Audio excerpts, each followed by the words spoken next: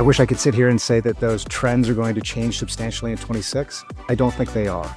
The costs of running businesses are going to continue to climb. If you have a cell phone, or if you operate through email, or if you do any of your banking through electronic trade, you have exposure. Every single business should have some level of affirmative cyber coverage.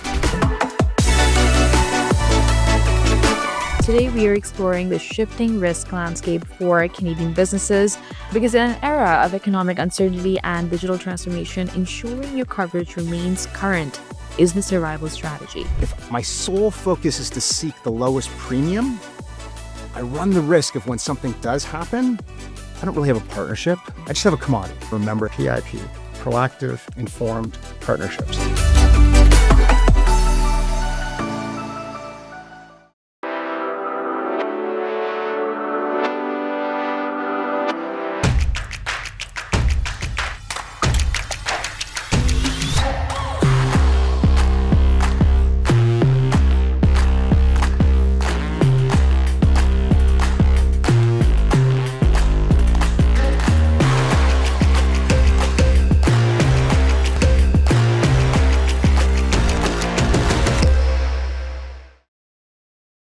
Hi, everyone, and welcome to the CanadianSME Small Business Podcast. Today, we are exploring the shifting risk landscape for Canadian businesses because in an era of economic uncertainty and digital transformation, ensuring your coverage remains current is no longer just a checkbox, it's quite a survival strategy. Joining us is Jeff Sutton, the Senior Vice President, National Sales at Markel Canada. Jeff is a transformation leader with an MBA in Global Management from TMU and a newly earned CIP designation. He leads Markel's national sales strategy, leveraging data-driven insights to help broker partners and clients navigate complex risks. Today, we'll discuss the key risk trends of 2025, sector-specific of volatility, and evolving world of cyber and professional liability as we look ahead in 2026. Let's dive in. Jeff, we're very pleased to have you on the show today. Welcome to the podcast. How are you? I'm doing great. Thank you very much for having me. Very pleased to have you with us. So, Jeff, 2025 has been a year of significant change and with inflationary pressures and economic uncertainty reshaping how small and mid-sized businesses operate. From your perspective, what has been the most significant risk trends affecting Canadian SMEs in 2025, and how has inflation changed the way they think about coverage? Yeah, I think 25 certainly saw a lot of challenges for small business operators and owners. I think I wish I could sit here and say that those trends are going to change substantially in 26. I don't think they are. I think certainly inflationary factors that sort of came in through 23 and 24 and then sort of had their effect in 25 to a certain extent are probably going to persist. I think the costs of running businesses are going to continue to climb. To what extent, I don't know, and I'm hopeful that we'll see a little bit of stabilization. But I also think that we're going to see a lot of continuing dynamics and ebbs and flows that business owners are going to need to manage. And I think part of that is how they manage their risks. Right? How do they manage their exposure to risk and work with their trusted advisors, their insurance broker, and that broker then working with a trusted insurance company that can understand their risks and exposures? I mean, you touched on it. Inflation, I think either the actual impacts from U.S. tariffs or the threat of impacts from U.S. tariffs has caused different reactions and different behaviors from small business owners.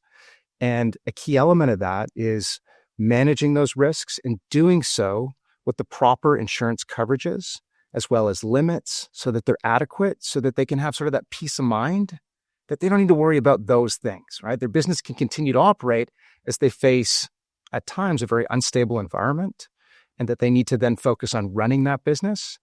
And insurance companies, especially specialty insurance companies, and trusted advisors can help them and should be helping them sort of manage that uncertainty that has existed throughout 25, and to a certain extent we anticipate will exist in 26. That is such a vital reality check there, and it highlights that adapting coverage to economic shifts is essential for really maintaining business resilience in today's environment. Now let's look at which specific industries are feeling the most pressure right now. While some industries we know are showing remarkable strength, Jeff, others have experienced extreme volatility over the past 12 months. Tell us which sectors have experienced the greatest volatility lately, and what is driving that instability stability compared to where we are seeing resilience emerge? I think when you look at the industries that have probably been the most affected through that instability, right, that unknown factor that exists, I think you look at the construction industry, I think you look at the manufacturing industry, and I think you look at the technology industry. Across those industries, some of the challenges have to do with labor shortages. They certainly have to do, as we talked about, with the effects of past inflation and rising costs and how that has made it more challenging for them to deliver their services and their goods to the end consumer. I think that there's real challenges within those three industries as they look to find ways in which they can bring stability and reduce the volatility that has existed, not only in Canada and the economy that we're dealing with, but the global economy, right? The global uncertainty that continues to persist because of different ways in which administrations in other parts of the world, as well as our own, have been responding to certain factors. That is such a strategic, breakdown per se, and it proves that sector-specific dynamics, they are the most important factors to consider when planning your risk management for the rest of the year. Now let's move into the digital space and discuss this growing threat of cyber and liability exposures. Now, Jeff, as businesses navigate digital transformation, their exposure to professional liability and cyber attacks, they have reached an all-time high. Tell us, what are the most common gaps in cyber coverage you're seeing among SMEs, and how does a product like Markel Cyber 360 help strengthen their defenses? Sure. So I think number one, it's very important as a small business operator to make sure that you have affirmative cyber coverages in place. And so what that means is that, do you have a trusted advisor? Have you talked about your cyber exposures? Has that trusted advisor, your insurance broker, scanned the market and made sure that you've got the adequate coverages and limits in place to protect you should a cyber breach occur? That's number one. If you're not having those conversations right now with your broker, you need to start immediately. Some small businesses that we've talked to would say, well, I don't necessarily have exposure in the cyberspace, right? Well, let me ask you this. If you have a cell phone, or if you operate through email, or if you do any of your banking through electronic trade, you have exposure. Regardless of whether you're maintaining a database of client information that contains a lot of personal information, if you are trading, and most people are electronically, or you're doing stuff online, you have exposure. And every single business should have some level of affirmative cyber coverage to help protect them against social engineering, help protect them against regulatory fines that could come their way if a breach does occur. And they should also have a process in place that's proactive, that allows them to work with their trusted partner to make sure, again, that cyber coverage is affirmative.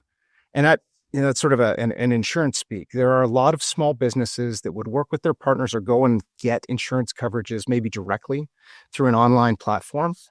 And if it's not spelled out specifically what the insurance coverage provides to you, then there's a chance that it's sitting silent. And the only way you end up knowing whether or not you have it is something happens, you file a claim, and either that claim is handled and protecting you, or it's denied. Right. I think there's an important piece here where SMEs need to be proactive, right? And they need to really rely on the importance of relationships. They need to have a trusted advisor, and ideally they should be challenging that trusted advisor to say, who do you have me insured with, right? Most small businesses, most SMEs will tell you, I'm with insert name of brokerage, right? The person that they deal with that helps them manage their risk. But they may not know exactly who's on the back end, who's providing those insurance coverages. Do they know the space that they're operating in? Do they understand that small business? And do they really understand the exposures that exist? Right. If they don't, they need to challenge their broker to make sure that they are being supported by an insurance carrier that does understand that space. You touched on Markel Cyber 360. We've been in the cyber game for well over a decade.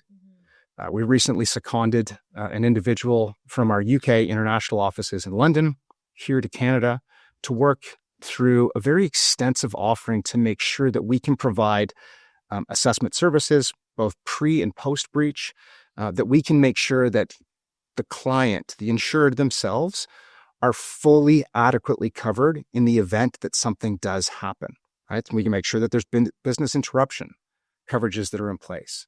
I think those are, your opening question was, where are there gaps? Mm-hmm. Well, on the cyber side, there's gaps in making sure that the coverage is affirmative versus silent. There's gaps in the sense that some just don't even have it. Right. And we're in 2026. It could not be more crucial to ensure that cyber affirmative coverages are in place and that it's with an insurance carrier that fully understands what that looks like and is there to support that SME right? Do a pre-assessment as well as potentially post should something unfortunately happen. And it's, I think when you look at the stats, the likelihood of having some form of a cyber breach has risen to the top of the charts for exposures for all businesses, regardless of their size.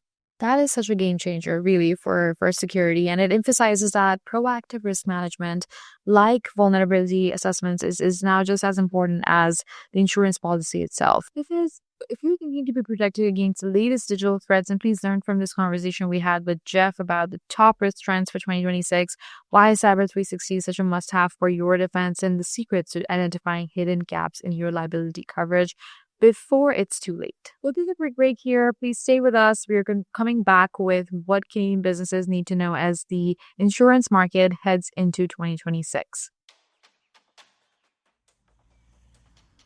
Hey, you think you know UPS? Yeah, that's us. Everybody knows that. You know what you didn't know? This. Okay, try to keep up. Ocean, us. Ground, rail, air, so us. Guess who? Us. Customs cleared, borders cleared, done. Us. Still with me? Wait for it. Boom. Us. Intelligent, automated, fulfillment. Us. Yep. Healthcare too. Digital your thing? Yeah. Well, book it, ship it, track it. You feeling me yet? Yep. That's all us. That's all UPS.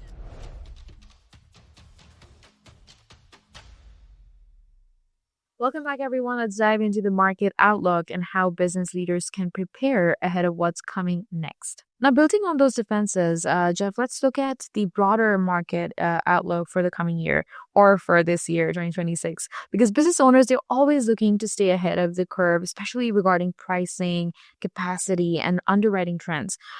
Looking ahead, how do you expect insurance market to evolve in 2026, and what should Canadian businesses be thinking about right now to stay ahead?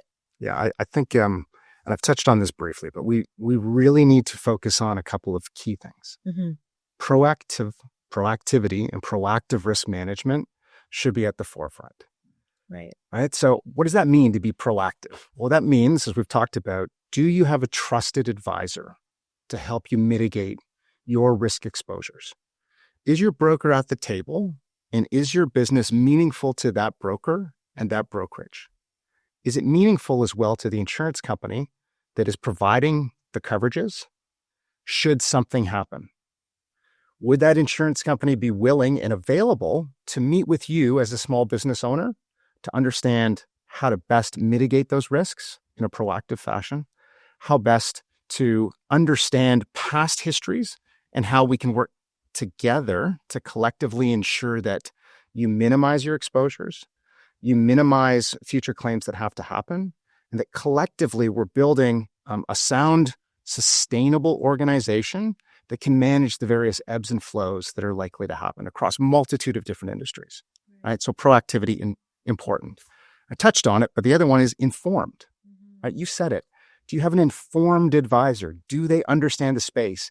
And does the insurance company that they're placing the business with, your business, does that insurance company understand your business? Right? There are a multitude of different insurers in the Canadian property and casualty space. Some of them are are specialized, and some of them just kind of cover everything Right. as a whole. And the third thing is, I think it's the importance of partnerships. Right? So I'm kind of like walking down that path to get us there, but partnerships and relationships matter. The market itself in 25 was very dynamic. We saw lots of ebbs and flows. We saw businesses that were chasing rate reductions on their premiums, which is understandable in the environment that we've been in.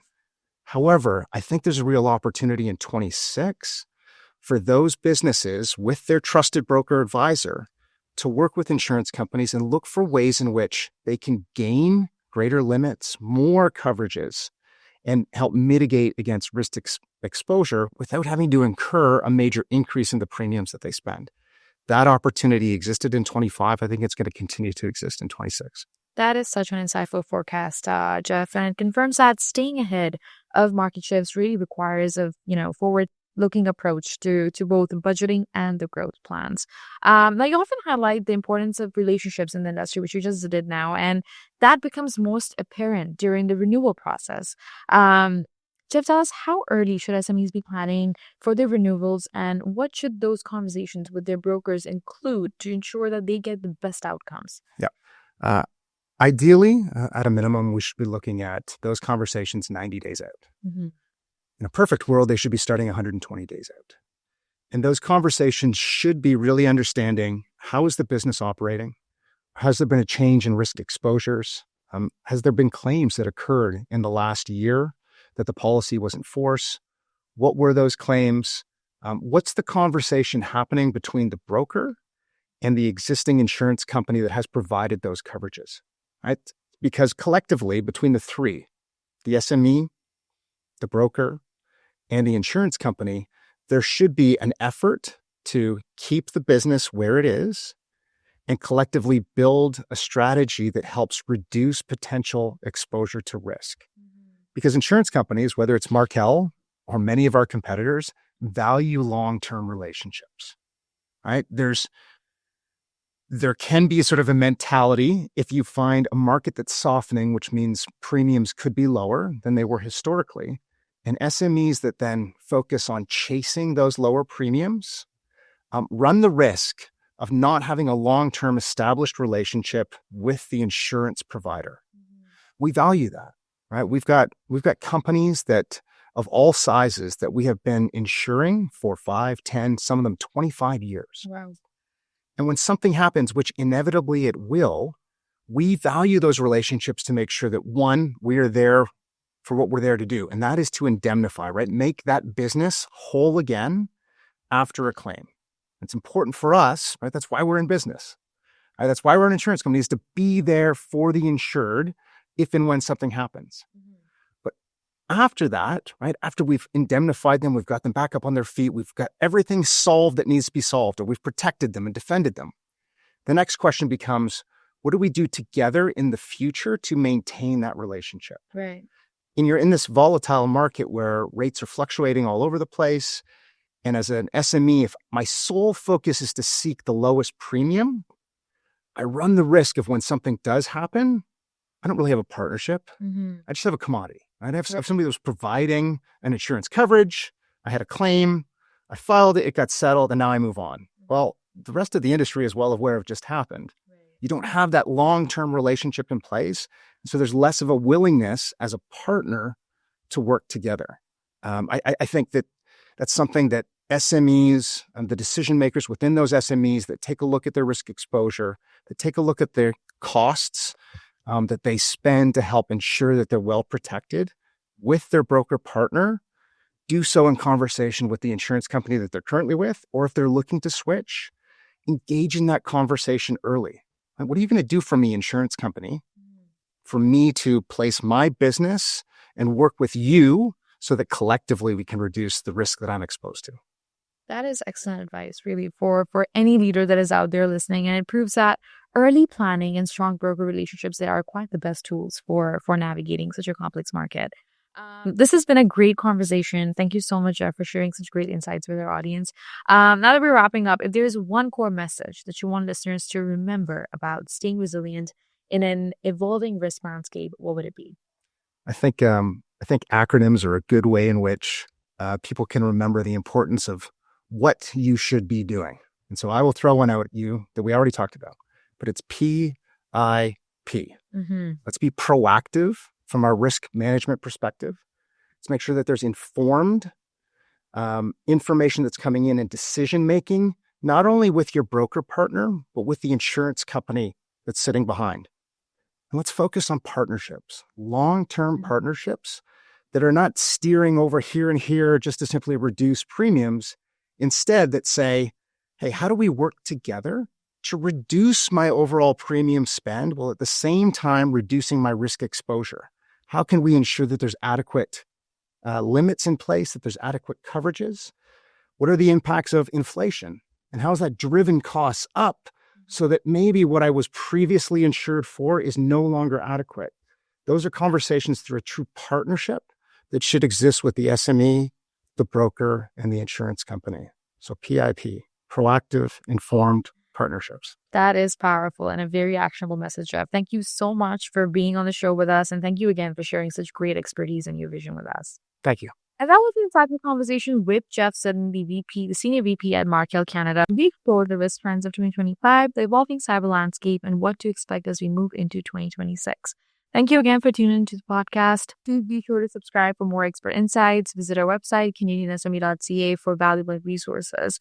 A special thank you to our partners, UPS, A1 Global College, ADP, and Google for their ongoing commitment to empowering small businesses in Canada. Until next time, please keep innovating and striving for success. We'll see you in the next episode.